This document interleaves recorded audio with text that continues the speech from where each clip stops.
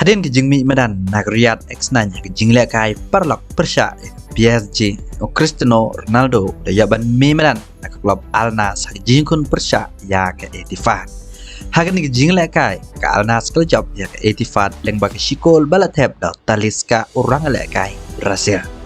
Hagan ke jingjob ke Al Nassr layai bat kledo ke me ken point da lai pun lai point kat South League jingle kai. Kat bak klub Al Hilal dayo lain war poin di kat sanda di jingle kai ke babat akran bahan. Nakata tahu ko klub Al Nassr dan sekawai jingle kai halakti ladakan job kata madu saw poin ya ke Al Hilal ke babat akran kabar. Ke jingle kai ke banwan ke klub Al Nassr kan kursa ya ke Al Ittihad ha ke semifinal jong Saudi Super Cup. Haba pai pat ke jingle kai English Premier League kemana tet kelamat ke jing syarem ke benukong nado bekut ke FIFA World Cup. Kini ke jing syarem dai hakmat ke Arsenal dan lain la gol. Haba pai sini ke jingle kai dai kemana tet ke belatam syikmat dan bawa Marcus Rashford hak menit ke bakhannya. Hendai tang hadin katu kan menit ke Arsenal kelan pai ya kan ke gol bau idia dan kitia. Habuan penting hakela kabar Arsenal kaliyo bentep ya ke gol kabar bau Bukayo Saka hakimet ke sampulai.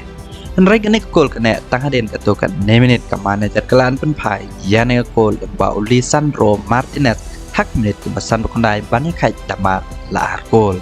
Henry ke Arsenal kolong ke tim ke badan bok haswa benwai ke jingle kai kaliyo gol ke jingjob dan bau Edias Angetia hakimet ke bakandai pau banyak kor ke lai poin bapura nak ke jing kon. Haba price ko way pat ke jingle kai ke Man City klub rem Jakob Wolves the light danot gol leng bagi hat-trick now Erling Haaland.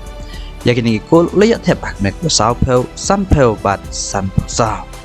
Leng bagi ni ke lai gol Erling Haaland teb arsan gol hak English Premier League San gol hak Champions League kat ba gol hak Fa.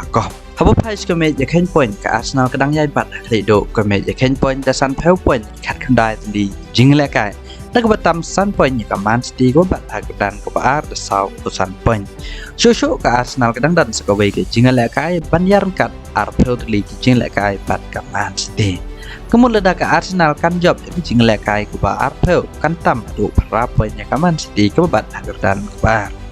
Haba pai bat shikaman najat kadang yai bat hagdan ke besau dan live dai point ke Arsenal League jingle kai.